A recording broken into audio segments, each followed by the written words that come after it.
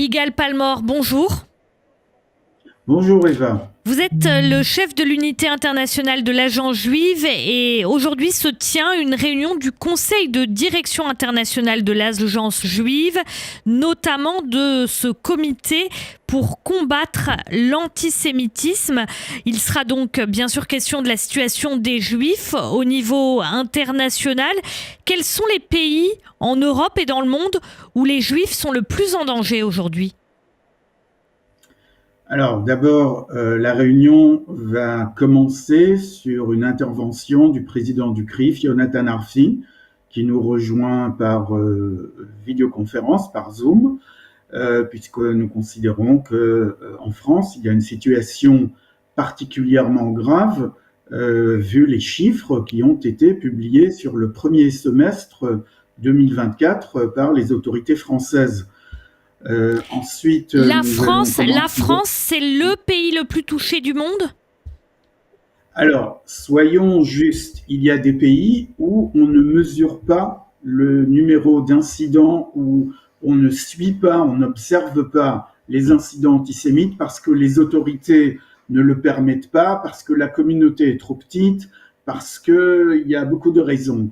Donc, comme l'Irlande, par exemple, ou l'Espagne sont des pays dont la politique internationale, gouvernementale est extrêmement anti-israélienne, et nous voyons que dans l'opinion publique, il y a une très grande hostilité, nous pouvons penser que la situation des communautés juives, qui sont petites, voire très petites, comme en Irlande, sont peut-être beaucoup plus graves que celles de la France. Mais comme il n'y a pas d'organismes gouvernementaux ou communautaires qui suivent de manière crédible la situation de l'antisémitisme dans le pays, nous sommes incapables d'en parler avec sérieux et comparer la situation avec la France ou le Royaume-Uni, par exemple, ou l'Allemagne, là où il y a des statistiques comparables. Alors, il faut faire la part des choses. Nous parlons de la France, nous parlons de l'Allemagne et du Royaume-Uni parce qu'il y a des statistiques. En revanche, en Russie, par exemple, il est interdit de parler d'antisémitisme. Le gouvernement Poutine a décrété qu'il n'y a pas d'antisémitisme en Russie. Donc voilà, personne ne contredit le gouvernement. Il n'y a pas d'antisémitisme en Russie, si vous voulez.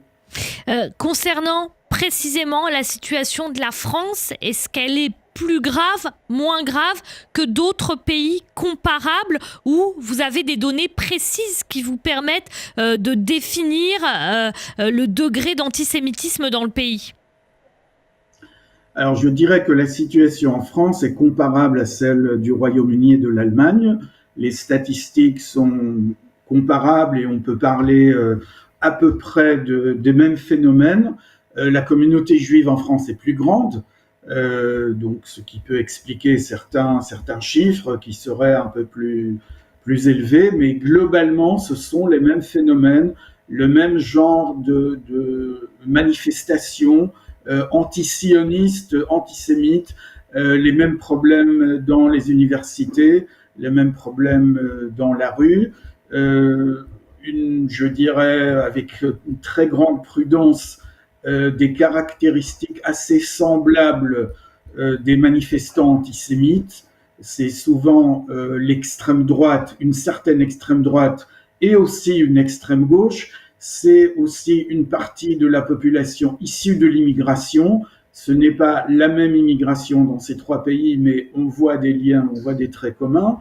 Et donc, ce sont des situations comparables. Maintenant, aux États-Unis, où il n'y avait pas de statistiques dans les années précédentes, il vient de se créer une structure entre communautés, donc nationale, fédérale, qui assure la sécurité des institutions juives. Et là, nous avons des statistiques qui sont aussi plus ou moins comparables, mais ils sont nouvelles, donc on ne peut pas les comparer aux années précédentes. Mais on voit des caractéristiques à peu près dans tous les pays qui sont suivis. Igal Palmore, ces caractéristiques, elles montrent finalement que l'antisémitisme se répand dans tous les pans de la société aujourd'hui. Le 7 octobre, ça a marqué un avant et un après à ce niveau-là ? Oui, tout à fait. Le 7 octobre a marqué un avant et un après. Je ne dirais pas que l'extrême droite n'était pas antisémite avant, mais elle s'est libérée. Je ne dirais pas que l'extrême gauche n'était pas antisioniste, entre guillemets, et très antisioniste, voire très tolérante à l'égard des antisémites ouvertement antisémites. Mais la parole s'est libérée et les manifestations dans les rues se sont faites beaucoup plus violentes.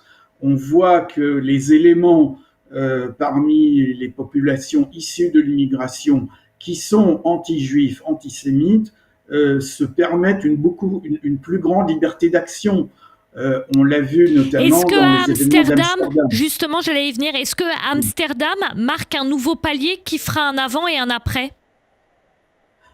Écoutez, à entendre les débats au sein du Parlement néerlandais, je crois que oui, certainement. C'est devenu une affaire nationale, pas seulement une affaire des supporters de Maccabi ou des fans de foot ou seulement des juifs ou des Israéliens. C'est devenu une véritable affaire nationale qui miroite, qui fait miroiter des problématiques nationales qui vont bien au-delà de la simple question de l'antisémitisme, qui n'est déjà pas si simple que ça, mais vous voyez ce que je veux dire.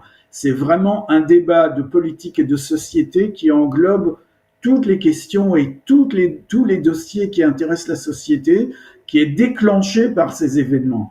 Et je crois que d'une certaine manière, c'est aussi le cas en France. Il y a aujourd'hui cette notion d'illibéralisme, illibéralisme porté notamment par la Russie. Vous disiez tout à l'heure, pour la Russie de Vladimir Poutine, l'antisémitisme n'existe pas. Il n'y a pas de statistiques, il n'y a rien. Qu'est-ce qu'on peut dire de la situation en Russie et peut-être par ricochet de ce qui se répand au niveau politique, c'est-à-dire une forme d'illibéralisme, en tout cas en Europe, et puis aux États-Unis aussi avec Donald Trump. Ça peut être problématique pour les Juifs? Alors, je ne comparerai jamais les États-Unis avec la Russie. Je crois que les deux ne sont absolument pas comparables. Il y a des problèmes ici, il y a des problèmes là-bas, mais ils sont de nature extrêmement différente puisque les régimes ne sont pas comparables. En Russie, il y a une politique officielle, il n'y a pas d'antisémitisme. C'est vrai que le discours de Vladimir Poutine, personnellement, n'est pas antisémite. Mais quand on voit, surtout dans les réseaux sociaux, un antisémitisme vraiment à l'ancienne qui se répand parfois de la part de porte-parole officiels, parfois de personnalités qui sont très proches du pouvoir. Quoi par exemple? Quoi par exemple?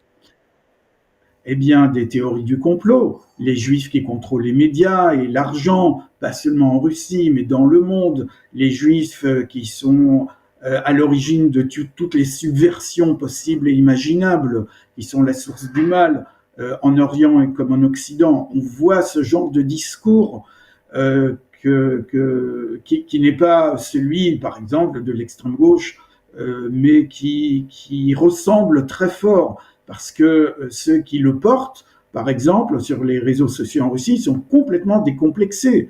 On croirait vraiment voir le discours des antisémites de l'époque tsariste, vous voyez, et un peu adapté à la situation actuelle. Donc il y a ça. Maintenant, vous parliez d'illibéralisme, il y a aussi la situation en Hongrie. Là, c'est différent. Là aussi, il y a un antisémitisme ancien et très ancré dans la société, mais qui n'est pas toléré officiellement par le pouvoir. Donc, et ça change quelque chose, mais... c'est-à-dire en termes de violence?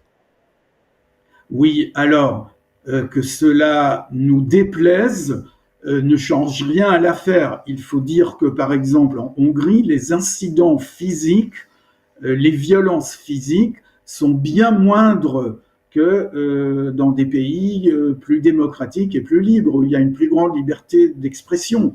Maintenant, je ne vais pas faire l'éloge d'illibéralisme ou de l'autoritarisme, mais il faut constater les faits tels qu'ils sont pour pouvoir apporter des réponses.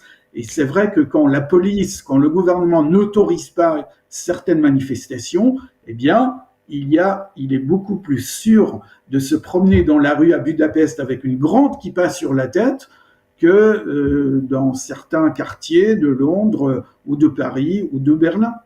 C'est une réalité. Dernière question, Yigal Palmore. Il y a le ministre français en charge de l'Europe, Benjamin Haddad, qui estime que c'est au niveau européen qu'il faut promulguer des mesures contre l'antisémitisme, mais pas seulement au niveau national. Est-ce que vous partagez cet avis ? Oui, je crois que la résurgence de l'antisémitisme se manifeste dans presque tous les pays d'Europe, et ça serait bien qu'il y ait une action commune pour que ça ne soit pas perçu comme un problème particulier qui ne concernerait que les Pays-Bas ou la France ou l'Espagne ou l'Italie. Non, c'est un problème qui se manifeste de façon un peu différente dans chaque pays selon les codes de la société, la culture locale, mais le problème est partagé par tous les pays européens là où il y a des juifs, parfois même là où il n'y en a pas, et je crois que les mesures doivent être prises à niveau européen parfaitement pour peut-être être plus efficaces, mais adaptées sur place par les gouvernements nationaux d'une manière qui réponde aux manifestations locales et particulières de ce phénomène. Merci beaucoup Yigal Palmore, chef de l'unité internationale de l'Agence juive, avec cette réunion donc qui se tient aujourd'hui, mardi, du Conseil de direction internationale de l'Agence juive, notamment avec ce comité pour combattre l'antisémitisme dont nous venons de parler. Merci beaucoup. Merci.